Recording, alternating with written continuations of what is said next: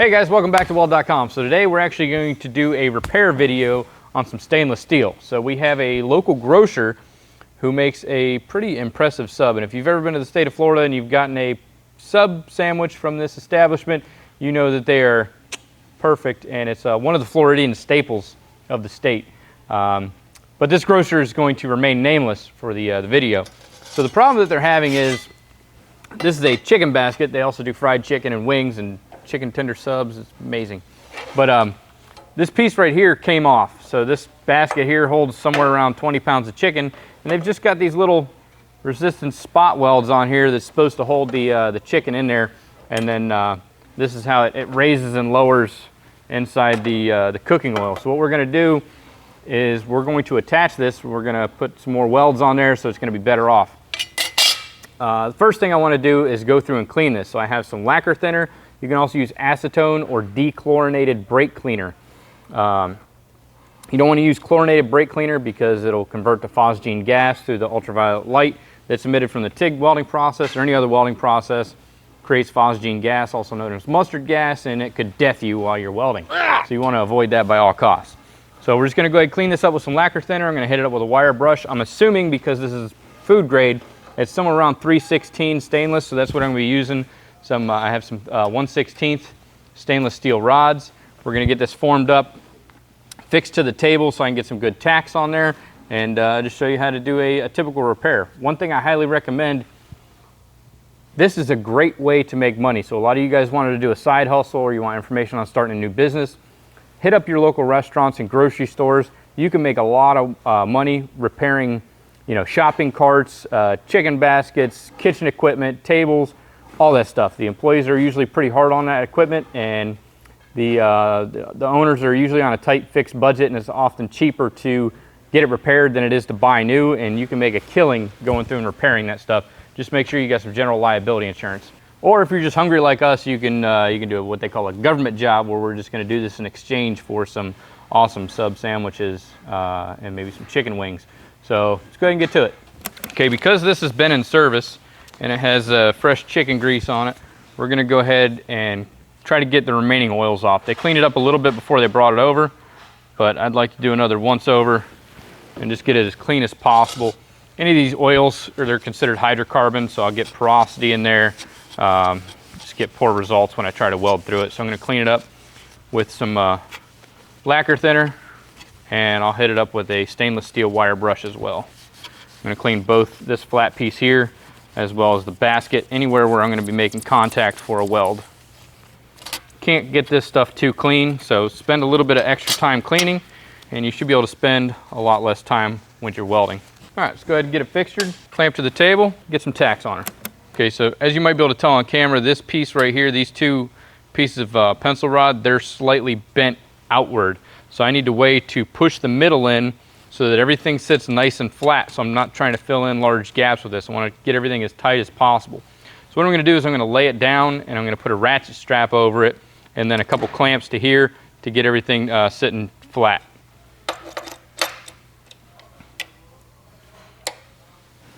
Okay, so the ratchet strap should help take the bow out of it. Just going to put a little bit of pressure on it, that way I can still work this thing. Make sure it's centered.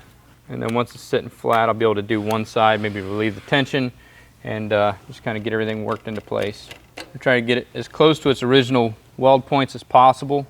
That's about where she was. Let's go get some tacks on it. All right, so you'll notice I got a much longer stick out than normal. That's because I can't really get in there where I need to. So I'm using a gas lens. I'm going to get a much better lamellar flow of gas shielding in there to be able to keep out the atmosphere. Now I'm going to try to concentrate most of my heat on this 3/16 bar versus the sheet metal. The sheet metal is 18 gauge, so I'm going to try to keep the majority of the heat off that. I just want to get enough on there to tack it. So this is kind of like thick to thin. I'm trying to keep all my heat on that 3/16 bar. That way I don't get any sugaring on the back side of this plate as well. Okay, so we got our first tack in here. I'm just going to go down the line and pop the rest of them in. You're going to notice it's a little bit darker here, and that's most likely because we still have some residual oils on here that we weren't able to get off with that lacquer thinner and the wire brush. So it's a repair job, so it's not brand new metal. It's not ideal welding conditions, but we'll still be able to get some good welds on here.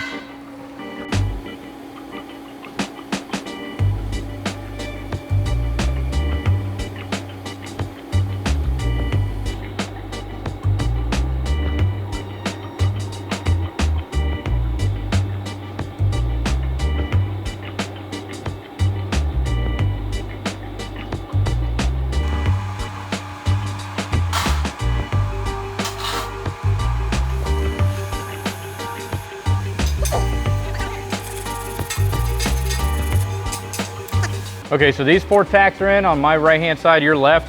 What I'm gonna do is I'm gonna reverse the ratchet strap, that way it pulls this way and I can get the my left side down a little bit further. I want nice tight metal when I go to fill that in.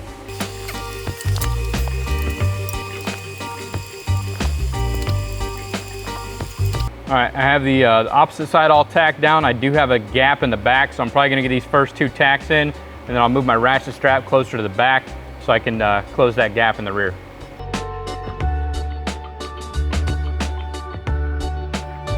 Okay, you'll notice that the arc's looking a little bit different, and I'm pretty sure that's because we still have some grease trapped in here. As I'm welding on this, I can still smell it. So in between all these little grooves where they're spot welded together, there's probably some grease trapped in there, and a lot of that stuff's coming out as I weld it. But like I said, we got it as clean as we could. We're just gonna have to do the best we can with it. You'll find that in a lot of restaurant equipment, everything's kind of caked with grease and oils.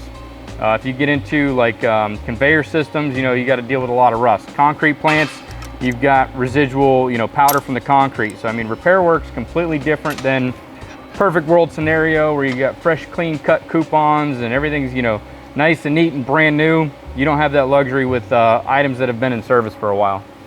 Okay, so we got it all tacked up. Now we could probably leave it here and it'd be just as good as it was brand new. However, we both know that when it was brand new, it broke. So this is a common problem that they're having. So we're gonna go ahead and put some beefier welds on there. So I went ahead, tacked up the inside, got all that right where I wanted it. Backside came out pretty good. I've got a little bit of a heat signature on the back, but no sugaring, which is kind of what I was hoping for. I mean, I was a little nervous because this is 18 gauge, really awkward position. It's kind of like a J bevel trying to get in there. So what I'm gonna do now is I'm gonna actually rotate this on its side and give me access right up in these areas here. And I'm just gonna put a small fillet weld on the back side of each tack, probably, I don't know, 3/8 or so. And then should be ready to go back into service, cook up some wings. So I went ahead and just clamped a 3/16 piece of aluminum on the back. Since I can't purge that back and it's stainless, if I put too much heat into that thin gauge sheet metal from one side, the back side is gonna heat up, it's gonna get exposed to oxygen, and I'm gonna get sugaring on the back side, which I wanna try to avoid. So what I've done is I just clamped that piece of aluminum in there. That's gonna act as a heat sink, and hopefully it's also gonna keep any air out because I've got tight metal in there so air can't get in between there. Hopefully that's enough to do it. So I'm just gonna start working these straight down the line. Everything's tacked in so I don't have to worry about warping. I'm just gonna hit, you know, all 5 on one side, flip it over, and then we'll hit the other 5. And I'm just gonna keep moving this heat sink as we go.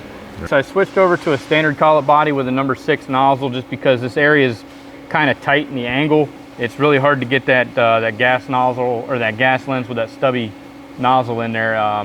It's just too wide. So hopefully this is gonna give me a little bit better access.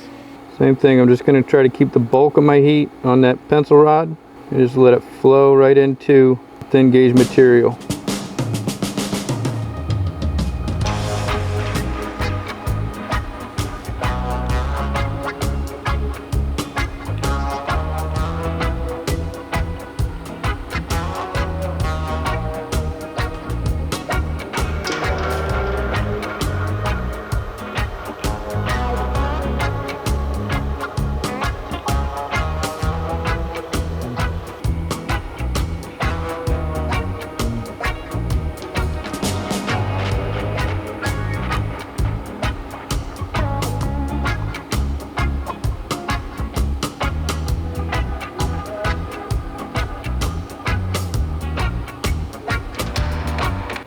All right, so we got it all welded up. I'm gonna go ahead and take it over. I got some little furred dot coat discs that I'm gonna go ahead and clean the backside up, get that discoloring and everything off, and be good as new.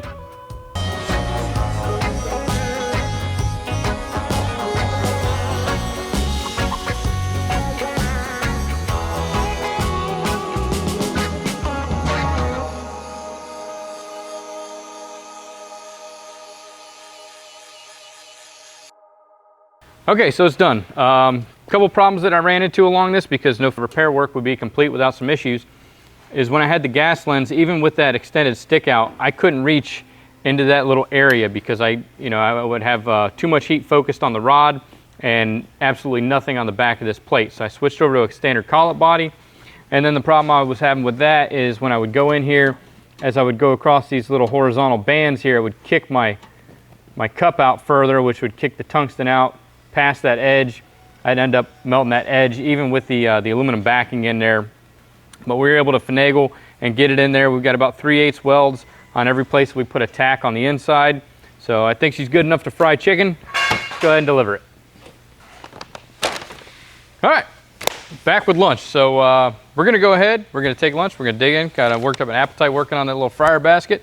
Hope you guys learned something. Hopefully we can do some more repair work as it comes into the shop. We'll show you guys how to do different repairs and some things you might want to consider. So hope you enjoyed the episode. Make sure to hit the click the like and subscribe button. And until next time, make every well better than your last. Can't believe they wouldn't let us say on camera. Free advertising, right? Mm-hmm.